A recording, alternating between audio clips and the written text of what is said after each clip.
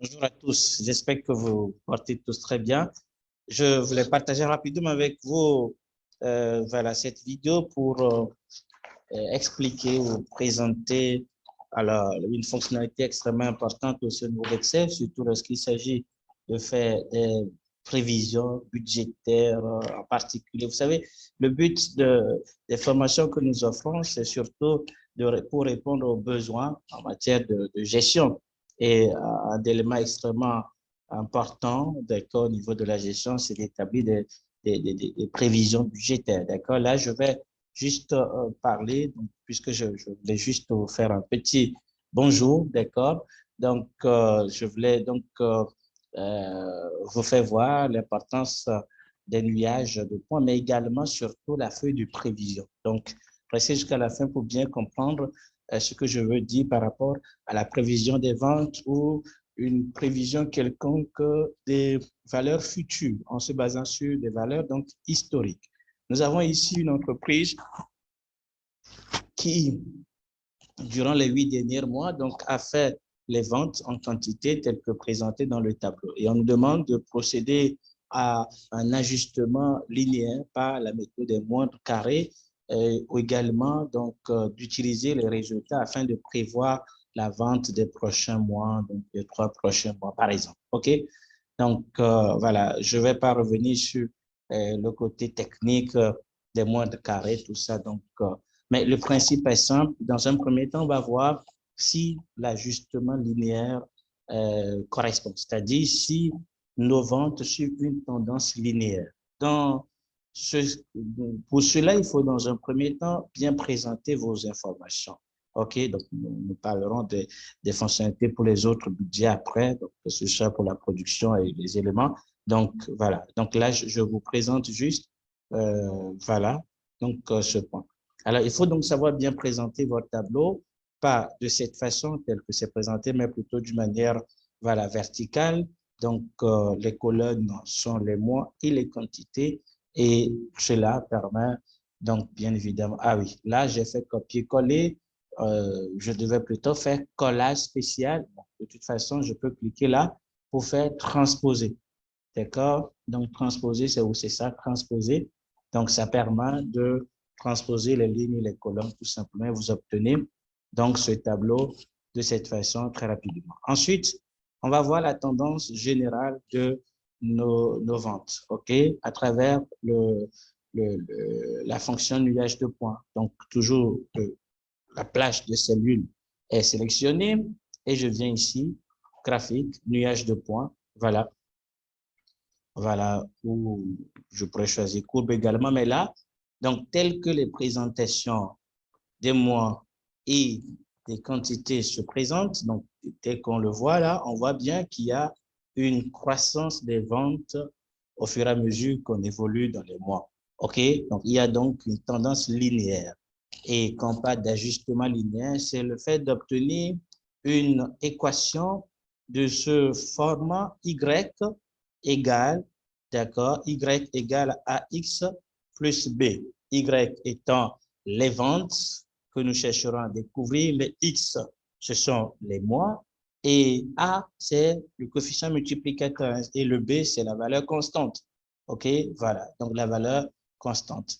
Alors, ce sont ces éléments dont nous avons besoin pour faire les prévisions. Donc, c'est vrai, il y a une formule, mais vous comprenez pourquoi je vais pas à pas, je peux utiliser une formule de prévision, mais je vous explique donc comment on trouve cette équation-là. Donc, très rapidement, donc, pour avoir cette équation, je reviens sur l'onglet création, donc bien sûr, tout ce qui concerne la mise en forme, mise en page, plutôt mise en forme de ce graphe, mais onglet création en particulier. Je viens dans disposition et je choisis, voilà, là où il y a f de x. Vous voyez déjà, j'obtiens 3 informations importantes.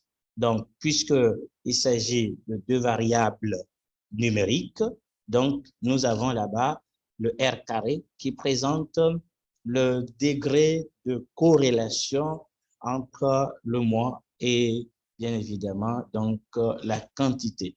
Alors, donc puisque nous avons jusqu'à 80, 0,97, donc presque égal à 1, c'est pour dire qu'il y a une relation très forte entre la quantité augmente quand, et puis c'est positif, donc la quantité augmente quand, bien sûr, le mois aussi augmente. C'est ça la logique qui est derrière. Je précise que, bien sûr, donc tout dépend de la tendance de vente de l'entreprise. Évidemment, il y a une vérité qui est claire, c'est que ce n'est souvent pas le cas. Il peut y avoir des périodes saisonnières. Et dans ce cas, on utilise d'autres fonctions. Nous en parlerons donc dans une autre vidéo plus tard.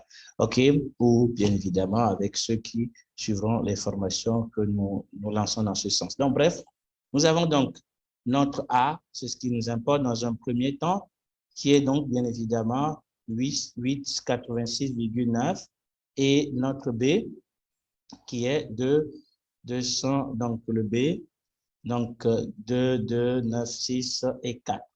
Voilà. Maintenant, si je veux prévoir les prochains mois, qu'est-ce qu'on fait? Classiquement et simplement, comme on vous le montre, nous le montre en classe.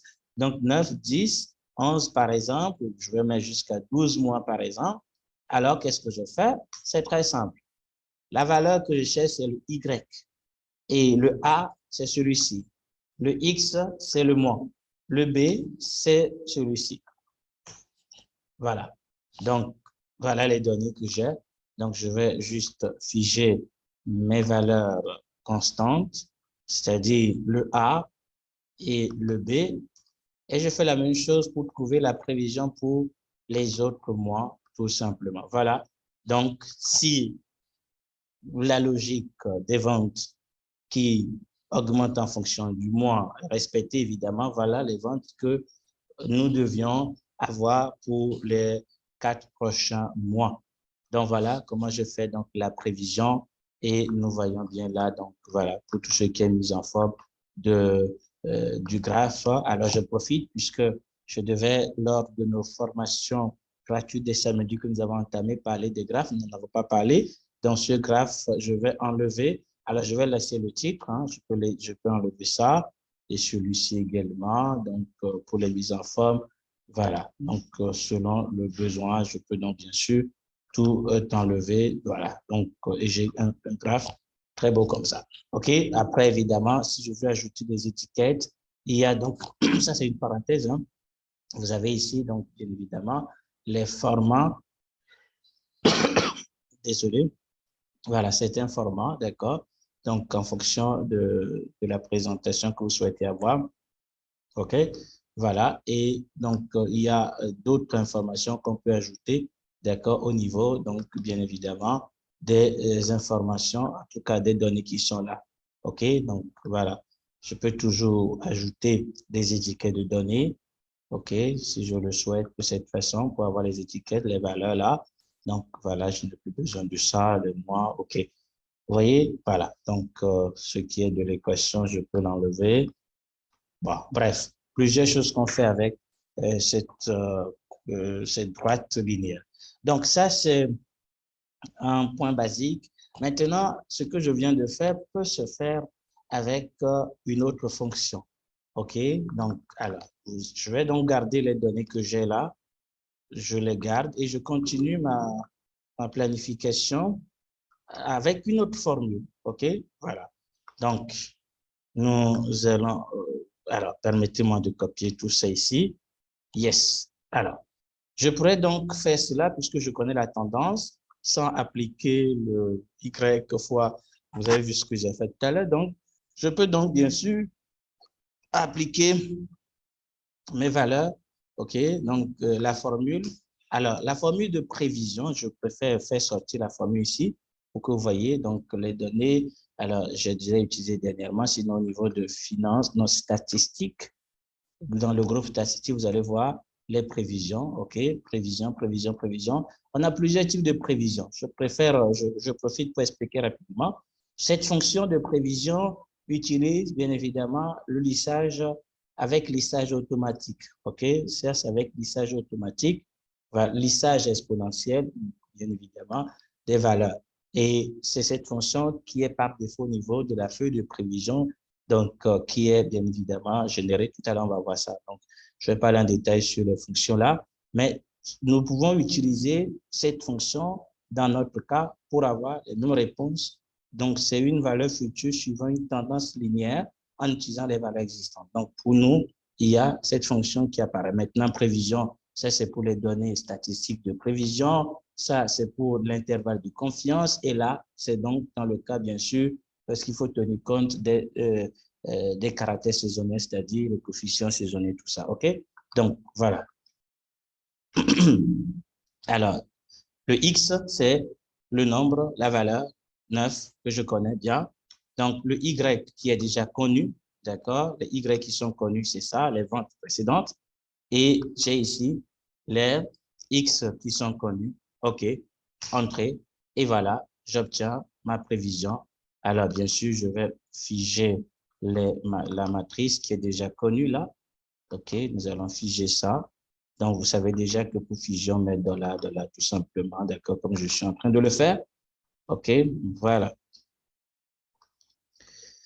Très bien. OK. Donc, et là, vous allez voir que nous avons donc les mêmes résultats que tout à l'heure. Et voilà, donc ce sont les mêmes informations, les mêmes données, d'accord, que nous avons obtenues tout à l'heure, tout simplement. OK, donc voilà, nous avons donc ces données qui sont là, les mêmes. Voilà. Donc, la fonction AY à X plus B, c'est prévision linéaire. Maintenant, je vais faire la prévision qui va tenir compte de la question de lissage exponentiel. En tout cas, il y a une autre façon de faire cette prévision, mais autrement, en allant au niveau de données, OK, voilà, les données, voilà. Bien sûr, n'oublions pas, je dois sélectionner ma plage de cellules, données, feuille de prévision. OK, feuille de prévision. Ça permet de créer une feuille pour prévoir les tendances des données automatiquement. Et vous voyez là, il me donne cette courbe. Je peux voir cette somme de graphes aussi. OK, voilà. Maintenant, j'augmente les périodes sur lesquelles je veux avoir la prévision. Et vous avez ici les options. Pourquoi deux flèches? C'est pour tenir compte, voilà, c'est écrit limite de la confiance inférieure et limite de la confiance extérieure. C'est-à-dire, chaque prévision, forcément, il y a forcément des erreurs éventuelles dans les prévisions. Ça peut pas être exactement la valeur exacte. Donc, l'écart entre la valeur donc exacte qu'on pourrait avoir et bien sûr donc la valeur donnée par la prévision donc est déterminée par l'intervalle de confiance. Donc, dans 95%, ce que nous aurons comme réponse serait donc vérifié.